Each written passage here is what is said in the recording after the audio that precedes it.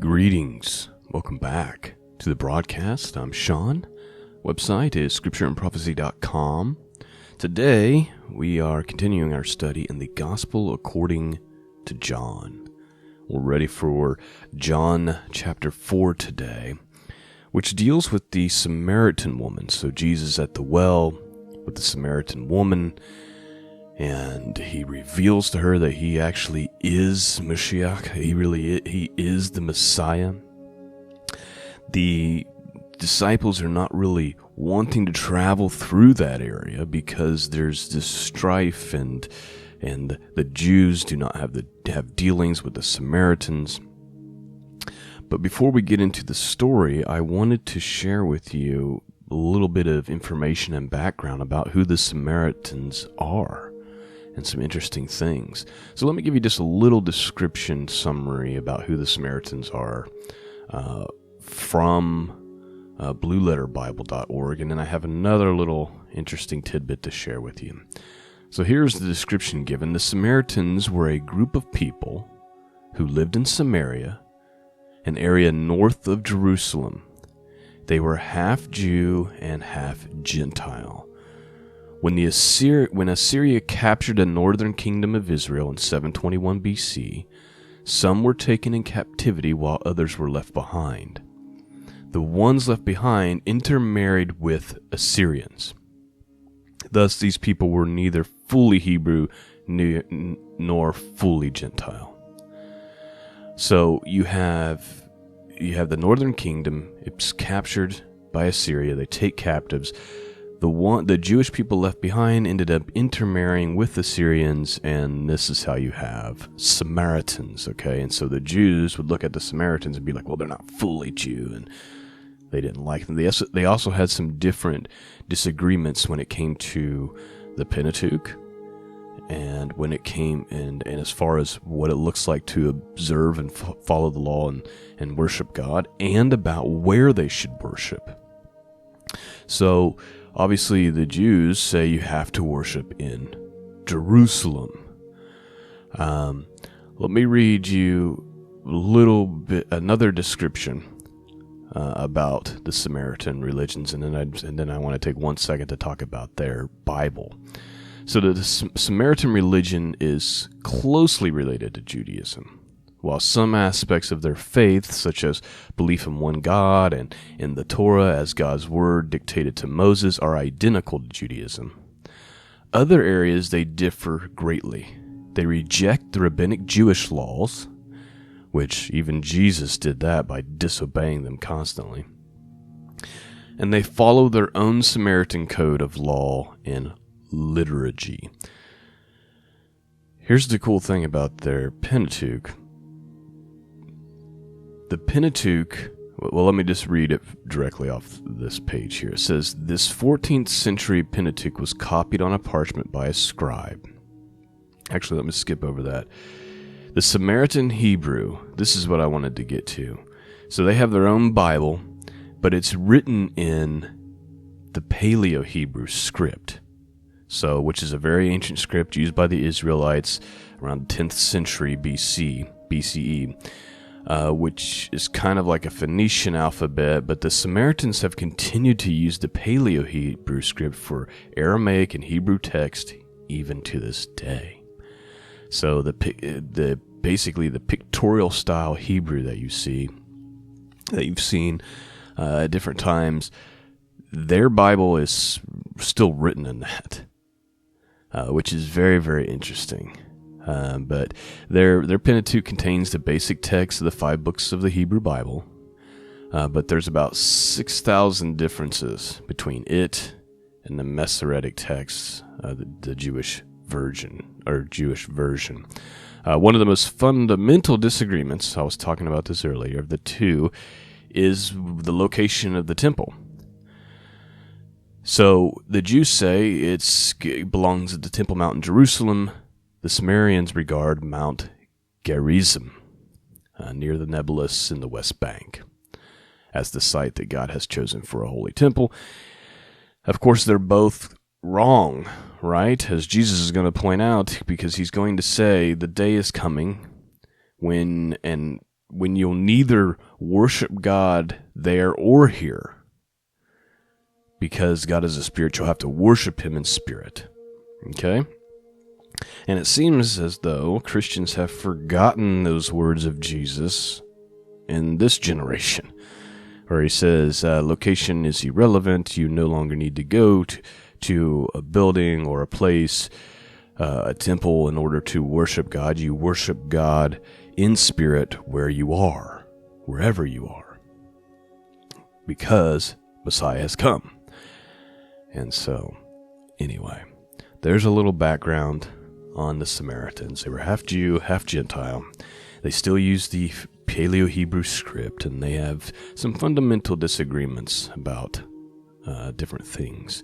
Obviously, you'd have to do a much deeper research and much deeper study to understand what all those differences and nuances are. All right. With that said, let's get into our study for this morning. The Gospel according to John, chapter 4. I'm going to read from the King James Bible. Let's begin. Verse 1. When therefore the Lord knew how the Pharisees had heard that Jesus made and baptized more disciples than John, though Jesus himself baptized not, but his disciples, he left Judea and departed again into Galilee. And he must needs go through Samaria.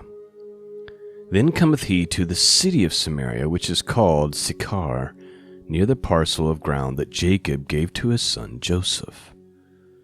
Now Jacob's well was there. Jesus therefore, being wearied from his journey, sat thus on the well. And it was about the 6th hour. There cometh a woman of Samaria to draw water. Jesus saith unto her, Give me to drink. For his disciples were gone away into the city to buy meat. Then saith the woman of Samaria unto him, How is it that thou, being a Jew, askest drink of me, which I am a woman of Samaria? For the Jews have no dealings with the Samaritans. So please note we have two issues that she brings up. You're asking me for a drink, and we have two problems. Number one, I'm a Samaritan. We don't have any dealings with each other. Number two, not only am I a Samaritan, but I'm a woman. Right? Verse 10, Jesus answered and said unto her, If thou knewest the gift of God, and who it is that saith to thee, Give me to drink, thou wouldest have asked him, and he would have given thee living water. And the woman saith unto him, Sir, thou hast nothing to draw with, and the well is deep. From whence then hast thou that living water? Art thou greater than our father Jacob, which gave us the well, and drank thereof himself, and his children, and his cattle? And Jesus answered and said unto her, Whosoever drinketh of this water shall thirst again. But whosoever drinketh of the water that I shall give him shall never thirst. But the water that I shall give him shall be in him a well of water springing up into everlasting life. And the woman saith unto him, Sir, give me this water, that I thirst not, neither come hither to draw. And Jesus saith unto her, Go, call thy husband, and come hither. And the woman answered and said, I have no husband. And Jesus said unto her, Thou hast well said, I have no husband. For thou hast had 5 husbands, and he whom thou now hast is not thy husband. And that saidst thou truly. And the woman saith unto him, Sir, I perceive that thou art a prophet. So please note, he tells her, Sure, I'm going to give you this living water. Go get your husband and come back. She says, I don't have a husband. He says, I know. You've had 5 husbands, and the person that you live with now isn't even your husband. Of course, she, after he basically tells her all this, and maybe even told her more information that's not recorded, because later on she'll say, a man that's told me everything I ever did. And she, at that moment, she goes, okay, she realizes there's something significant about this guy. But instead of addressing the sin, she just wants to start asking questions, which is understandable because, okay, so now we have this prophet in front of us, as she perceived it. I need answers to these things, right? We can all relate to that. So the woman saith unto him, Sir, I perceive that thou art a prophet. Our fathers worship in the mountain, And ye say that in Jerusalem is the place where men ought to worship. And Jesus saith unto her, Woman, believe me, the hour cometh, when ye shall neither in this mountain, nor yet at Jerusalem worship the Father. Ye worship ye know not what. We know what we worship, for salvation is of the Jews. But the hour cometh, and now is, when true worshippers shall worship the Father in spirit and in truth. For the Father seeketh such to worship him. God is a spirit, and they that worship him must worship him in spirit and in truth. And the woman saith unto him, I know that Messiah cometh, which is called Christ. When he is come, he will tell us all things. And Jesus saith unto her, I that speak unto thee am he. And upon this came his disciples, and marveled that he talked with the woman, yet no man said, What seekest thou, or why talkest with her? The woman then left her water pot, and went her way into the city, and saith to the men, Come, see a man which told me all things that I ever did. Is not this the Christ? Then they went out of the city, and they came unto him. In the meanwhile his disciples prayed him, saying, Master, eat. But he said unto them, I have meat to eat that you know not of. Therefore said his disciples one to another, Hath any man brought him aught to eat? And Jesus saith unto them, My meat is to do the will of him that sent me, and to finish this work, and to finish his work. Say not ye, There are yet 4 months, and then cometh harvest? Behold, I say unto you, Lift up your eyes, and look on the fields, for they are white already to harvest. And he that reapeth receiveth wages, and gathereth fruit unto life eternal, that both he that soweth and he that reapeth may rejoice together. And herein is the saying, true, one soweth and another reapeth. I sent you to reap that wherein ye bestowed no labor. Other men labored, and ye have entered into their labors. And many of the Samaritans of the city believed on him, for the saying of the woman which testified, He told me all that I ever did. So when the Samaritans were come unto him, they besought him that he would tarry with them. And he abode there 2 days. And many more believed because of his own word.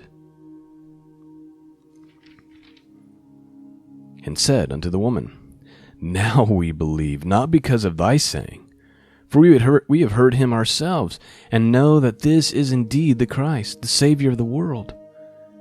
Now after 2 days he departed thence and went into Galilee. For Jesus himself testified that a prophet hath no honor in his own country.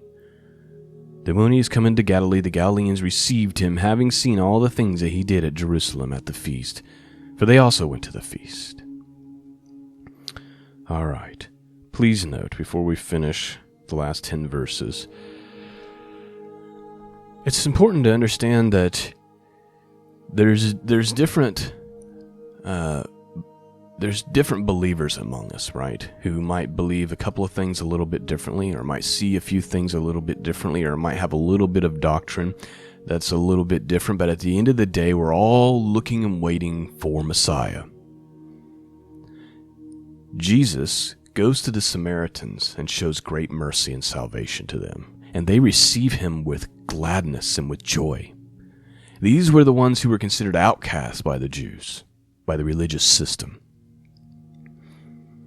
It's important to be careful to think, well, this group over here does this thing, so we don't have dealings with them, or we don't like them, or I don't even think they're saved. Be careful about that kind of nonsense. Because that's how the Jews acted towards the Samaritans. And what did Jesus do? He goes out of his way to intentionally go to Samaria, show mercy and grace to a woman who had had 5 husbands, and the woman she was living with even then wasn't her husband, reveals to her, a woman, which in that time was unheard of, reveals to her that he is Messiah. And then the whole city of Samaria receives him with joy, and they end up saying to the woman, hey, initially we believed you because of your testimony, but now we don't need that testimony because we've seen it with our own eyes, we've heard him with our own ears. So just be careful. Remember, your brother, if we're brothers and sisters in Christ, we're trusting in Messiah. They were trusting in Messiah that would come. We've trusted in Messiah who's already came and is coming again. We're going to have some differences and viewpoints on what things mean and how to observe things or not to observe things, what kind of Bibles to use. Again, the Samaritans are using a different text. I mean, it's basically the same with some disagreements, but it's in a different script. Some things are going to be said and pronounced a different way. I see this rub with Christians, especially nowadays, because unfortunately, the internet has made everyone an expert, right? Like, everyone is a scholar. Everyone is a Hebrew scholar. And what I've discovered is about 99.99999% of those people don't have a clue what they're talking about. But they've labeled themselves these things because if they've done a little bit of tiny work, or they've watched a documentary, or they've watched some YouTube videos, or listened to podcasts like mine, but they actually haven't done the work themselves. So be careful. That's the first point I want to make. The second point I want to make is while I am not a prophet or anything like this, I understand the concept of what Jesus just said here in the last couple verses that I just read, and I don't know if you caught it, but as someone who teaches the Bible and has been doing this for many, many, many, many years, I completely relate and understand to the concept that Jesus was just described here in verse 43 and 44. Let me read it again. Now after 2 days he departed thence and went into Galilee. For Jesus himself testified that a prophet hath no honor in his own country. Please give me a moment and allow me to read this from the book of Mark, which is in chapter 6 verses, to get the context of what's happening here. Mark chapter 6. And he went out from thence, and he came into his own country, and his disciples followed him. And when the Sabbath day was come, he began to teach in the synagogue, for many hearing him were astonished, saying, From whence hath this man these things? And what wisdom is this which is given unto him, that even such mighty works are wrought by his hands? Okay, first thing to note, he's in his own hometown, okay? He returned home. He's in the synagogue of that hometown, and he's teaching, and the people there, these are all people that knew him, grew up around him, knew his family, all these stuff. They acknowledge that he's teaching great wisdom and that he's done awesome works, but look what follows. Verse 3, Is not this the carpenter, the son of Mary, the brother of James and Joseph, and of Judea and Simon? And are not his sisters here with us?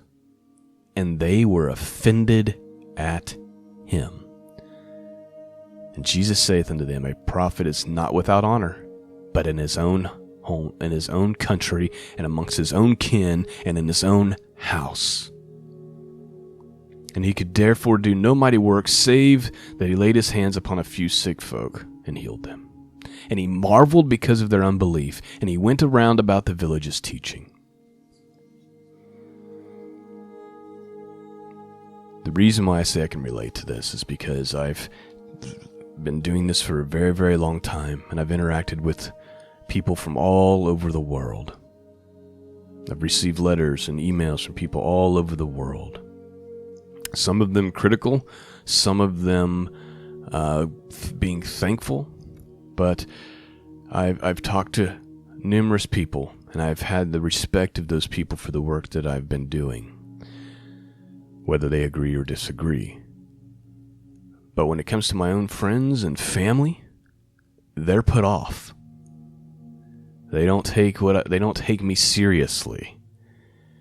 And it's because of this concept that Jesus is talking about, amongst your own kin, amongst your own people, amongst your own town, amongst your own house, you don't have any honor. Like, people are like, whatever. right? Like they can't take you seriously. You write a book, they think it's rubbish. They have no interest in it.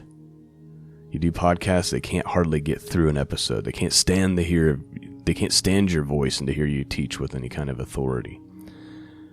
I don't know why that is, but it is just a thing. And so I bring all this up not to vent, but to warn you that it's very possible that if you go into ministry or any of these things, be prepared that in your own hometown, amongst your own people, you may not get the kind of respect that you would get everywhere else. It's just the nature of it. Even Messiah, okay, the Son of the living God, he was an offense to his own town, to his own kin, and amongst his own house when he would teach, even though he was teaching with authority and performing miracles. So just keep that in mind. Well, let's wrap it up. A few more verses here.